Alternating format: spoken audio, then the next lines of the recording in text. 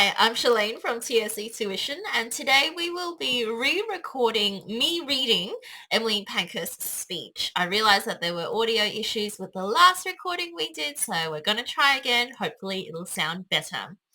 But as a plug, if you're looking for one-to-one English tutoring, please contact us, and we would love to get one of our tutors to support you in your English journey. Now, before I go on, I do need to stress that this is not the official interpretation of the speech. This is just me reading the words out loud because some students find it easier to listen to the words rather than to read the words by themselves. So let's go. Here is the speech. This was pulled directly from the Guardian website. I do not come here as an advocate because whatever position the suffrage movement may occupy in the United States of America, in England it has passed beyond the realm of advocacy and it has entered into the sphere of practical politics. It has become the subject of revolution and civil war, and so tonight I am not here to advocate women's suffrage. American suffragists can do that very well for themselves. I am here as a soldier who has temporarily left the field of battle in order to explain, it seems strange it should have to be explained, what civil war is like when civil war is waged by women. I am not only here as a soldier temporarily absent from the field at battle. I am here, and that I think is the strangest part of my coming, I am here as a person who, according to the law courts of my country, it has been decided, is of no value to the community at all. And I am adjudged because of my life to be a dangerous person, under sentence of penal servitude in a convict prison. It is not at all difficult if revolutionaries come to you from Russia, if they come to you from China, or from any other part of the world if they are men. But since I am a woman, it is necessary to explain why women have adopted revolutionary methods in order to win the rights of citizenship. We women, in trying to make our case clear, always have to make as part of our argument and urge upon men in our audience the fact, a very simple fact, that women are human beings. Suppose the men of Hartford had a grievance and they laid that grievance before their legislature and the legislature obstinately refused to listen to them or to remove their grievance. What would be the proper and the constitutional and the practical way of getting their grievance removed? Well, it is perfectly obvious at the next general election, the men of Hartford would turn out that legislature and elect a new one. But let the men of Hartford imagine that they were not in the position of being voters at all, that they were governed without their consents being obtained, that the legislature turned an absolutely deaf ear to their demands. What would the men of Hartford do then? They couldn't vote the legislature out. They would have to choose. They would have to make a choice of two evils. They would either have to submit indefinitely to an unjust state of affairs, or they would have to rise up and adopt some of the more antiquated means by which men in the past got their grievances remedied. Your forefathers decided that they must have representation for taxation many, many years ago. When they felt they couldn't wait any longer, when they laid all the arguments before an obstinate British government that they could think of, and when their arguments were absolutely disregarded, when every other means had failed, they began by the Tea Party at Boston, and they went on until they had won the independence of the United States of America. It is about 8 years since the word militant was first used to describe what we were doing. It was not militant at all, except that it provoked militancy on the part of those who were opposed to it. When women asked questions in political meetings and failed to get answers, they were not doing anything militant.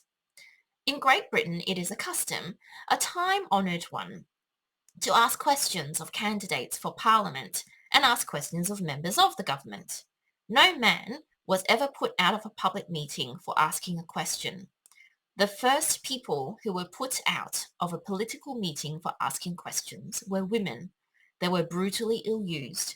They found themselves in jail. before 24 hours had expired. We were called militant and we were quite willing to accept the name. We were determined to press this question of the enfranchisement of women to the point where we were no longer to be ignored by the politicians. You have two babies very hungry and wanting to be fed. One baby is a patient baby and waits indefinitely until its mother is ready to feed it. The other baby is an impatient baby and cries lustily, screams and kicks and makes everybody unpleasant until it is fed. Well, we know perfectly well which baby is attended to first. That is the whole history of politics. You have to make more noise than anybody else. You have to make yourself more obtrusive than anybody else. You have to fill all the papers more than anybody else. In fact, you have to be there all the time and see that they do not snow you under. When you have warfare, things happen. People suffer. The non-combatants suffer as well as the combatants. And so it happens in civil war. When your forefathers threw the tea into Boston Harbor, a good many women had to go without their tea. It has always seemed to me an extraordinary thing that you did not follow it up by throwing the whiskey overboard. You sacrificed the women, and there is a great deal of warfare for which men take a great deal of glorification, which has involved more practical sacrifice on women than it has on any man. It always has been so. The grievances of those who have power, the influence of those who have got power commands a great deal of attention. But the wrongs and the grievances of those who have no power at all are apt to be absolutely ignored. That is the history of humanity right from the beginning.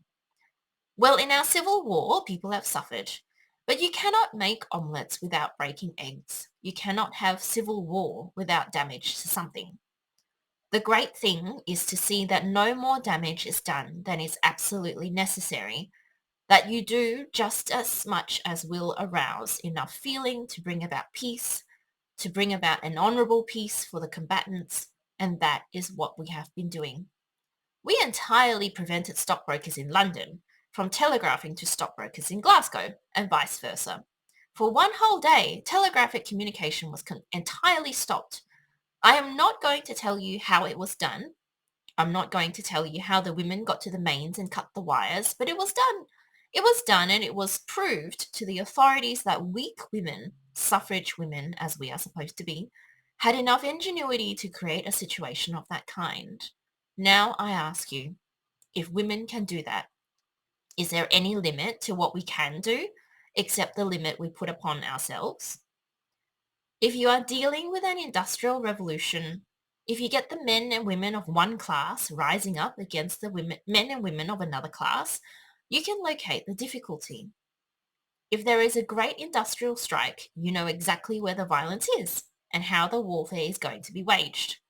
But in our war against the government, you can't locate it. We wear no mark. We belong to every class. We permeate every class of the communities from the highest to the lowest. And so you see in the women's civil war, the dear men of my country are discovering it is absolutely impossible to deal with it. You cannot locate it. You cannot stop it. Put them in prison, they said. That will stop it. But it didn't stop it at all. Instead of the women giving up, more women did it, and more and more and more women did it until there were 300 women at a time who had not broken a single law, only made a nuisance of themselves, as the politicians say. Then they began to legislate. The British government has passed more stringent laws to deal with this agitation than it ever found necessary during all the history of political agitation in my country. They were able to deal with the revolutionaries of Chartists' time. They were able to deal with the trades union agitation. They were able to deal with the revolutionaries later on, when the Reform Acts were passed. But the ordinary law has not sufficed to curb insurgent women.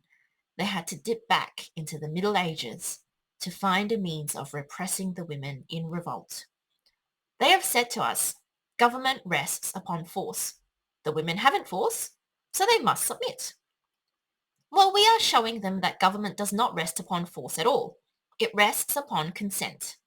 As long as women consent to be unjustly governed, they can be. But directly, women say, we withhold our consent. We will not be governed any longer so long as that government is unjust. Not by the forces of civil war can you govern the very weakest woman. You can kill that woman, but she escapes you then. You cannot govern her. No power on earth can govern a human being, however feeble, who withholds his or her consent. When they put us in prison at first, simply for taking petitions, we submitted.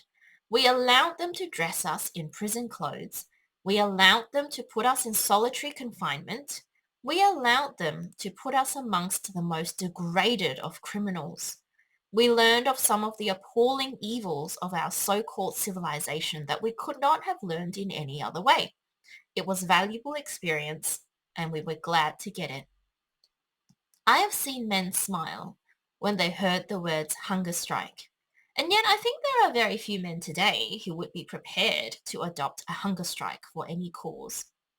It is only people who feel an intolerable sense of oppression who would adopt a means of that kind.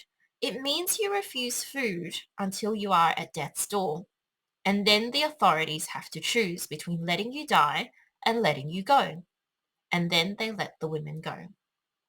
Now that went on so long that the government felt that they were unable to cope. It was then that, to the shame of the British government, they set the example to authorities all over the world of feeding sane, resisting human beings by force. There may be doctors in this meeting. If so, they know it is one thing to feed by force an insane person, but it is quite another thing to feed a sane, resisting human being who resists with every nerve and with every fiber of her body the indignity and the outrage of forcible feeding. Now that was done in England, and the government thought they had crushed us. But they found that it did not quell the agitation, that more and more women came in and even passed that terrible ordeal, and they were obliged to let them go. Then came the legislation, the Cat and Mouse Act. The Home Secretary said, give me the power to let these women go when they are at death's door and leave them at liberty under license until they have recovered their health again and then bring them back. It was passed to repress the agitation, to make the women yield, because that is what it has really come to, ladies and gentlemen. It has come to a battle between the women and the government as to who shall yield first, whether they will yield and give us the vote, or whether we will give up our agitation. Well, they little know what women are. Women are very slow to rouse. But once they are aroused, once they are determined, nothing on earth and nothing in heaven will make women give way. It is impossible. And so this Cat and Mouse Act, which is being used against women today, has failed. There are women lying at death's door, recovering enough strength to undergo operations who have not given in and won't give in, and who will be prepared as soon as they get up from their sick beds to go on as before. There are women who are being carried from their sick beds on stretchers into meetings. They are too weak to speak, but they go amongst their fellow workers just to show that their spirits are unquenched, that their spirit is alive, and they mean to go on as long as life lasts. Now, I want to say to you who think women cannot succeed, we have brought the government of England to this position that it has to face this alternative. Either women are to be killed or women are to have the vote. I ask American men in this meeting, what would you say if in your state you were faced with that alternative, that you must either kill them or give them their citizenship? Well, there is only one answer to that alternative. There is only one way out. You must give those women the vote. You won your freedom in America when you had the revolution by bloodshed, by sacrificing human life. You won the Civil War by the sacrifice of human life when you decided to emancipate the Negro. You have left it to women in your land. The men of all civilized countries have left it to women to work out their own salvation. That is the way in which we women of England are doing.